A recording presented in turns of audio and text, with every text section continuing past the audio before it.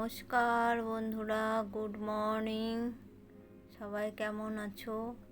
আশা করি সবাই ভালো আছো, সুস্থ আছো। আমিও ভালো আছি। তাই সকাল সকাল ব্লগটা আজকে শুরু করলাম। সবাইকে আমার এই নতুন একটা ব্লগে সবাইকে ওয়েলকাম। আমি মিতালি বলছি, মিতালি মিনি ব্লগ থেকে। আজকে জানেন তো বন্ধুরা, বৃহস্পতিবার আজকে ব্লগটা স্টার্ট করছি।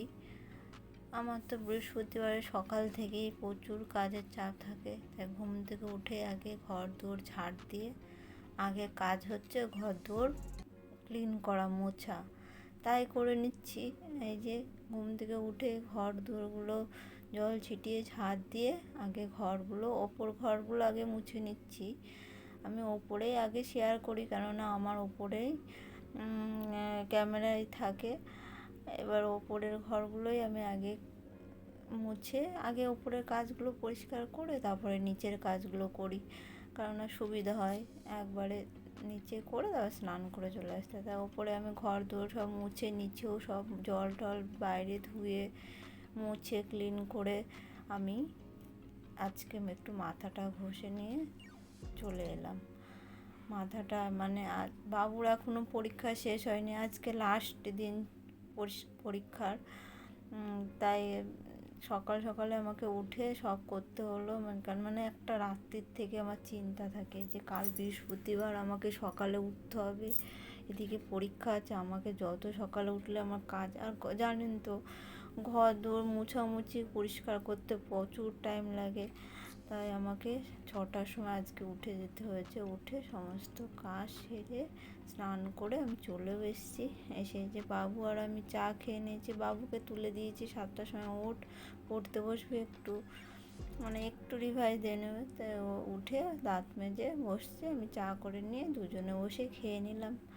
দিয়ে এবার ঘরটা বিছনা চাদরটা আমি তাড়াতাড়ি পাল্টে নিলাম, উপরে কাজগুলো তাড়াতাড়ি সেরে আমাকে আবার নিচে রান্না করতে যেতে হবে।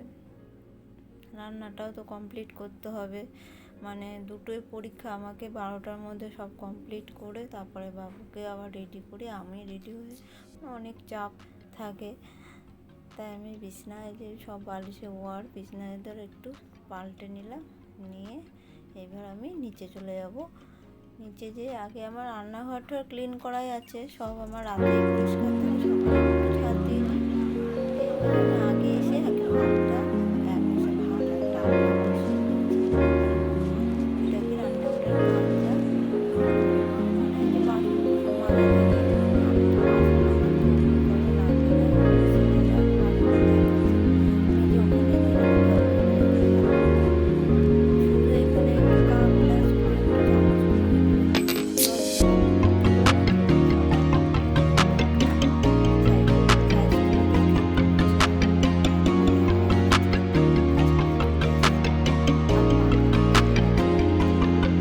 মাখানোর দিকে। আপনারা কেমন খান জানি না, আমাদের পাকা উচ্ছে চচ্চড়িটা খুব ভালো আসে সব।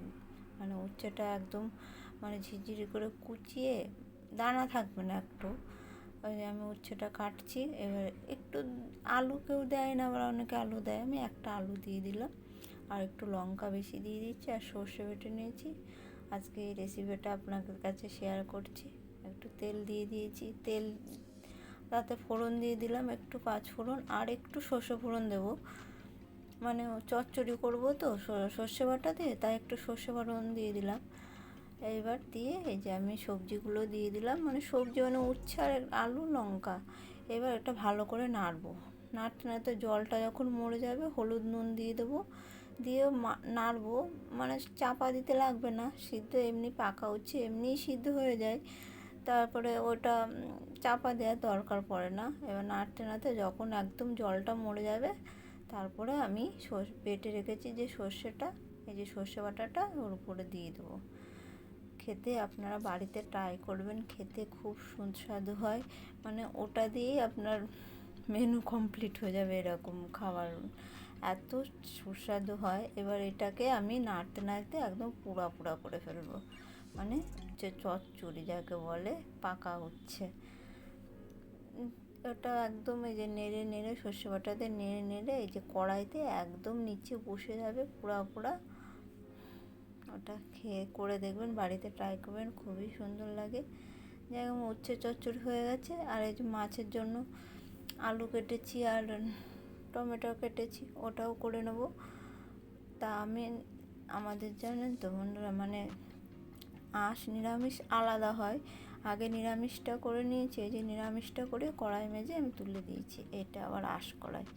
মানে আমাদের বাড়িতে একটা মাসি শাশুড়ি থাকে, তিনি বিধবা, তিনি কোনো মানে 16 বছর বয়স থেকে নিরামিষ খায়।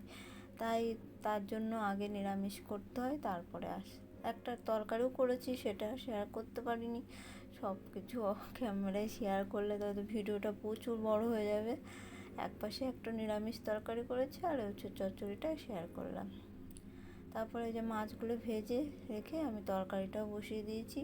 প্লেন ঝোল করব এই টমেটো আলু দিয়ে আর দিয়ে মাছের ঝোল, পাতলা মাছের ঝোল।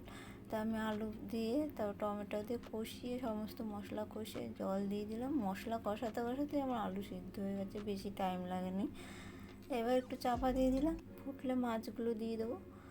মাছ ভেজে রেখেছি, মাছগুলো দিয়ে দেবো। আমার রান্নাটাও কমপ্লিট হয়ে গেল। এইবার আরও আমার মানে এই যে পরীক্ষা থাকলে প্রচুর চাপ থাকে।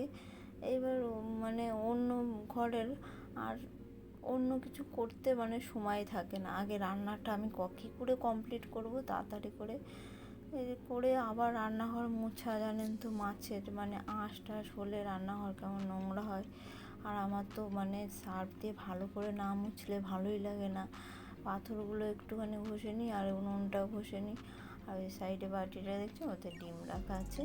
আর আমাদের প্রচুর মানে ফ্রিজেও ডিম রাখি না, এমন ফ্রিজে ঠান্ডা হয়ে যায় তো, তাই আমরা সাইডেই ডিমগুলো রেখে দিই, এমনই অবস্থা।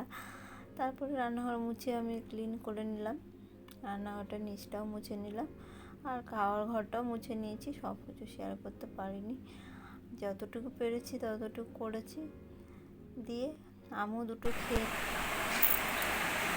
রান্নাবান্না কমপ্লিট হয়ে গেছে। তাড়াতাড়ি, খুব তাড়াতাড়ি যে রান্না করেছি, কেননা বাবুকে নিয়ে যেতে হবে স্কুলে। আজকে পরীক্ষা লাস্ট, বাবা আজকে পরীক্ষা হলে আমি পাচ্ছি কদিন একদম সময় দিতে পারছি না, একদম কিচ্ছু মানে কাউকেই সময় দিতে পারছি না। তারপরে বাবুকে রেডি করিয়ে নিচে, তারপর আমি ওপরে এলাম রেডি হতে। এই যে আমি রেডি হয়ে গেছি। আর বলো না, পরীক্ষা মানে স্কুলে কোনো নোটিশ দেয়নি, হঠাৎ তো শুনতে আজকে শোনা গেলো যে বুদ্ধদেব ভট্টাচার্য মারা গেছে। আমরাও জানতাম, এবার নোটিশ দেয়নি বলে স্কুলে নিয়ে গেছি। এবার স্কুলে ক্লাসে বসেও গেছে, পরীক্ষা প্রায় শুরু, তখন ডিক্লেয়ার করে দিল পরীক্ষা হবে না। এই নিয়ে আবার চলে এলাম।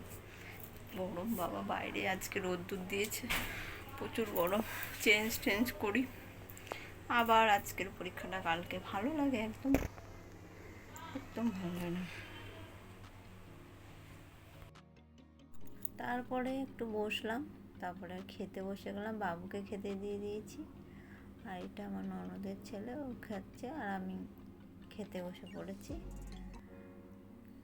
খাওয়া দাওয়া হয়ে গেছে। তারপরে একটু এখন 4টে বাজে, বেলকনিতে এসে আবার রোদ উঠে গেছে। সকালে বৃষ্টি হয়েছে, আবার দেখুন ওয়েদারটা কি সুন্দর, মানে রোদ্দুরটা উঠে গেছে। 4টে বাজে তাও তবু আকাশে রোদ্দুর আর হালকা মৃদু হাওয়া দিচ্ছে, খুব সুন্দর লাগছে। একটু বেলকনিতে দাঁড়িয়েছিলাম, এ দেখুন গাছপালা, হাওয়াটা কত সুন্দর লাগছে।